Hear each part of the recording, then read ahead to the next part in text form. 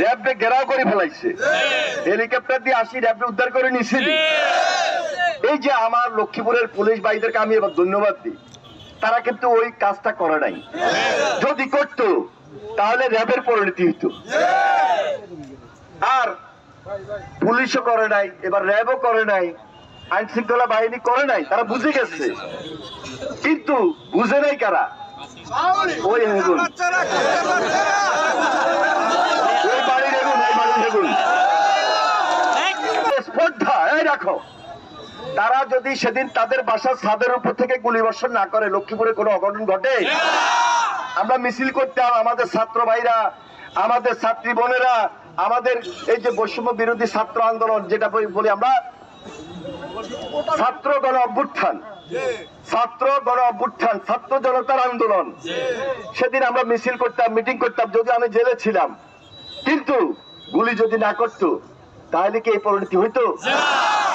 12টা 13টা তাজা প্রাণ গেছে লক্ষ্মীপুরে, এটা কাম্য ছিল না। এটার জন্য দায়ী এই বাড়িওয়ালারা, যারা লক্ষ্মীপুরে 96, 97, 98 অত্যাচার, নির্যাতন, খুন খারাপি করছে।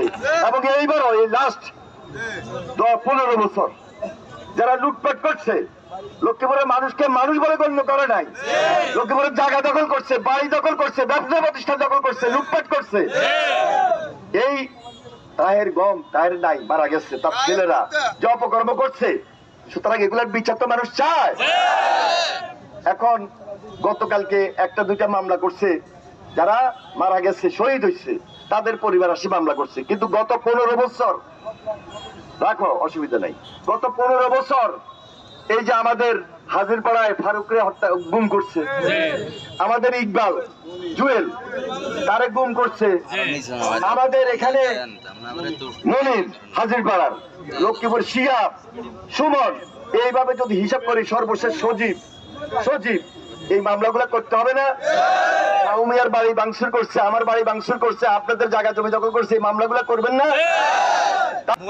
আমরা বলছি যৌক্তিক সময়ের মধ্যে নির্বাচনটা করতে হবে।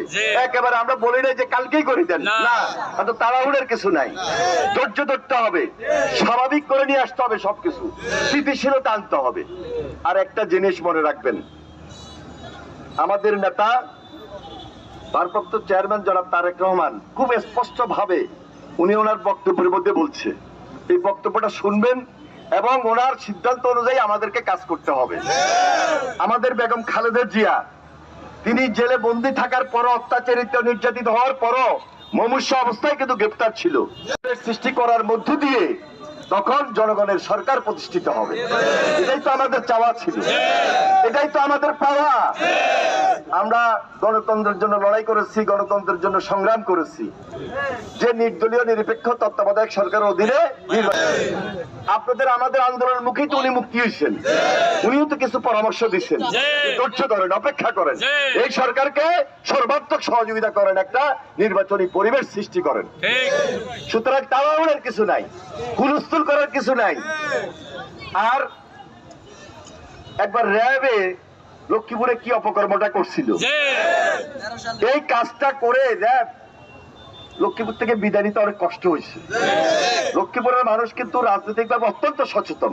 তাহলে রাজনৈতিক ভাবে আওয়ামী লীগকে আমাদের মোকাবিলা করতে হবে।